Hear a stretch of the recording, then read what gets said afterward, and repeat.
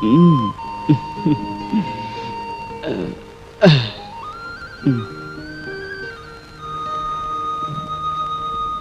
కపోతమా,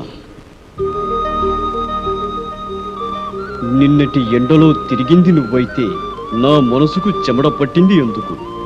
నిన్నటి వర్షంలో తడిసింది నువ్వైతే నా హృదయానికి జలుబు చేసింది ఎందుకు? నిన్నటి చలిగాలిలో నిలిచుంది నువ్వైతే నా తలుపులకు వణకు పుట్టింది ఎందుకు?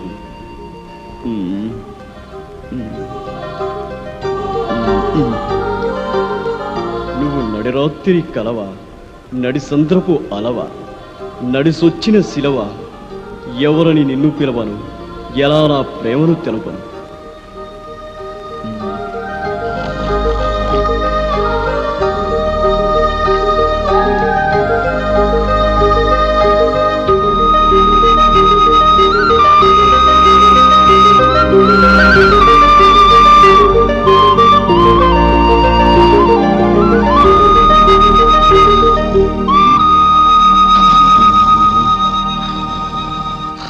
వీడికి ఎప్పుడు నిద్రే.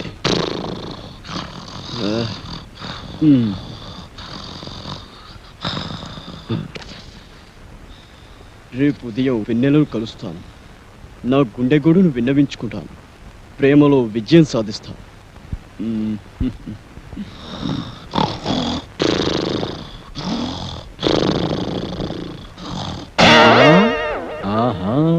రామ్మ చిలకమ్మ ప్రేమ ములకమ్మ రాధమ్మ. నేను అనేక సినిమాల్లో రంభ, రమ్యకృష్ణ, సౌందర్య, సిమ్రాన్ లాంటి అందమైన హీరోయిన్స్ తో నటించాను. కానీ వాళ్ళతో కలిసి నటించినప్పుడు కలిగిన అనుభూతి, స్పందన ఈ ఊళ్ళో ఒక అమ్మాయిని చూసిన తర్వాత కలిగిందండి. స్పందన అంటే అదే అదే ప్రేమ. ఆ ప్రేమ నామకి ఎలా తెలపాలో తెలియక ఈ లవ్ లెటర్ రాశాను.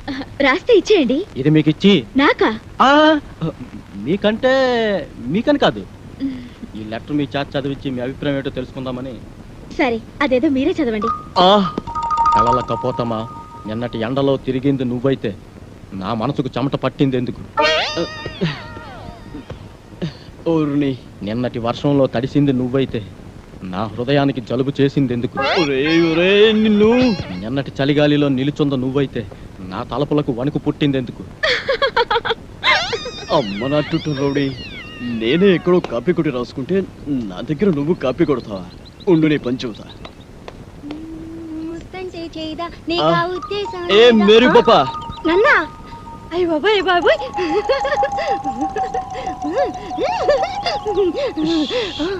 వీడు నువ్వు నడి రాత్రి కలవా, నడి సంద్రపు అలవా, నడిసొచ్చిన శిలవ, ఎవరని నేను పిలవను, ఎలా ప్రేమను తెలపను? విన్నావా? లోపల నీకోసం విక్టరీ వెంకటేష్ వీకెండ్ బ్యాటరీలో ఎదురు చూస్తున్నాడు. నిన్ను తెగ ప్రేమించొస్తాడు అనుకో. నిన్నే, నీ మీద తనకుండే ప్రేమను ఎలా తెలియజేయాలో తెలియక ఓ బుల్లి లవ్ లెటర్ రాశాడు. అది నీ ముందు చదవడానికి భయపడి కాదు సిగ్గుపడి లోపల డాక్టర్ చదివి వినిపిస్తాడు. నువ్వు వెళ్ళు, నువ్వు వెళ్ళాలంతే, నువ్వు వెళ్ళు.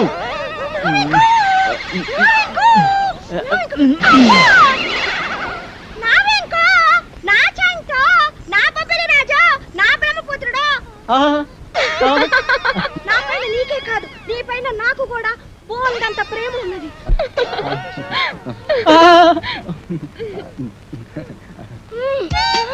ఇలా వస్తుంది ఏంట్రా బాబు? ఏంటే ఆ చూపేంటే, ఆ షేకింగ్ ఏంటే? అయ్యో అయ్యో అయ్యయ్యో, నీకు ఇదేం పోయి కలవే? అలా చూడద్దే.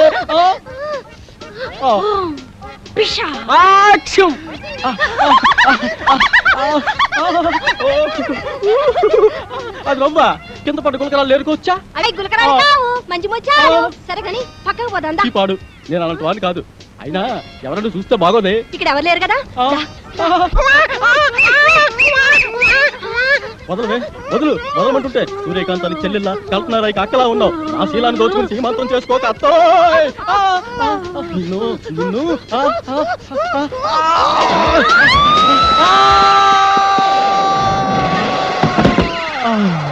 నా ముద్దుల ప్రియుడా, ప్రేమించుకుందాం రా, పెళ్లి చేసుకుందాం రా, కలుసుకుందాం రా. అమ్మమ్మమ్మమ్మమ్మ, అయ్యో అయ్యయ్యో,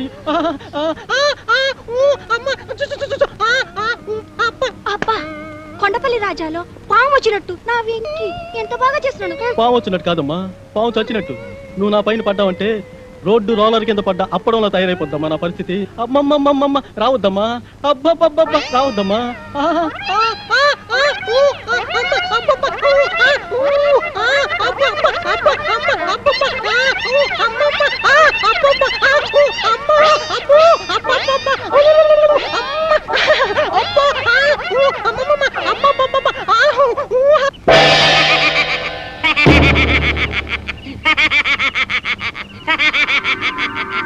ఏంటి ఎన్నెలని ప్రేమిస్తున్నారా?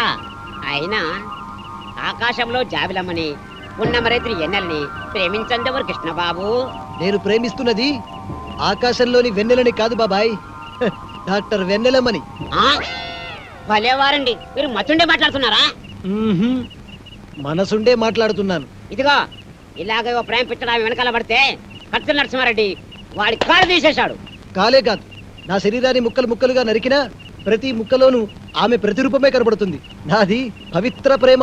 ఏయ్, ఈ కూత ఇంకోటి కూర్చుంటే ఈ పాటి నా తోట పేలేదు.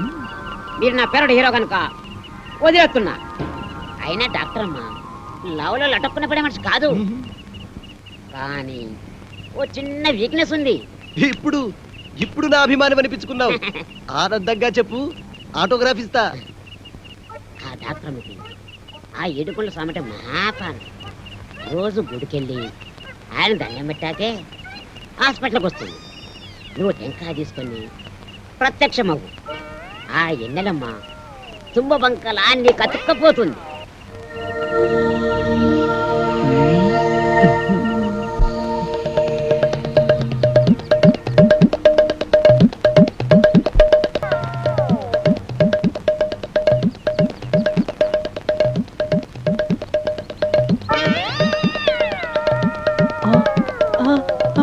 అమ్మనా అన్నమయ్య, దేవుడి సెంటిమెంట్తో కొడతావా?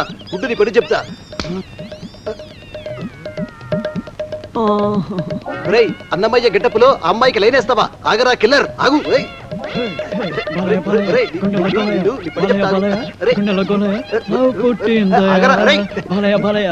నీ పని చెప్తా. రేయ్, రేయ్.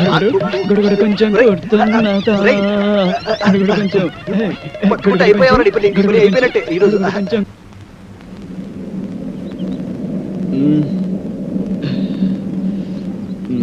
ఒరే బాబులు, మన నలుగురు 4 దిక్కు లాంటి వాళ్ళం. ఆ వెన్నెల చందమామ లాంటిది. నేను పడమర దిక్కు కాబట్టి ఆ వెన్నెల నాకే చెందుతుంది. పడమట దిక్కు ఉదయించిన చివరకు తూర్పుకు చేరాల్సిందే కాబట్టి వెన్నెల నాకే చెందాలి.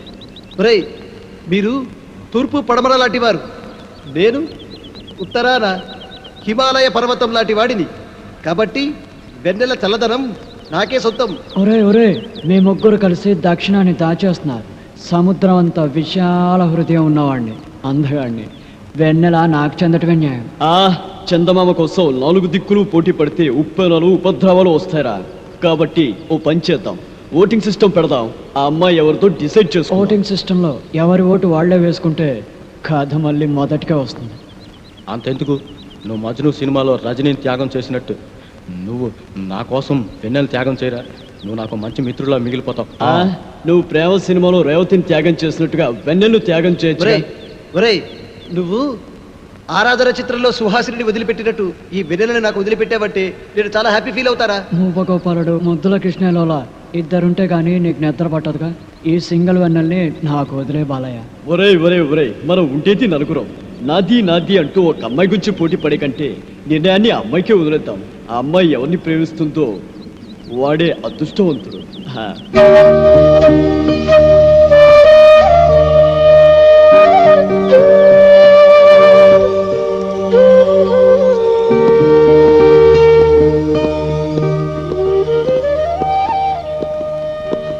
అదిగోరా వెన్నెల. వెన్నెల గారు, వెన్నెల గారు,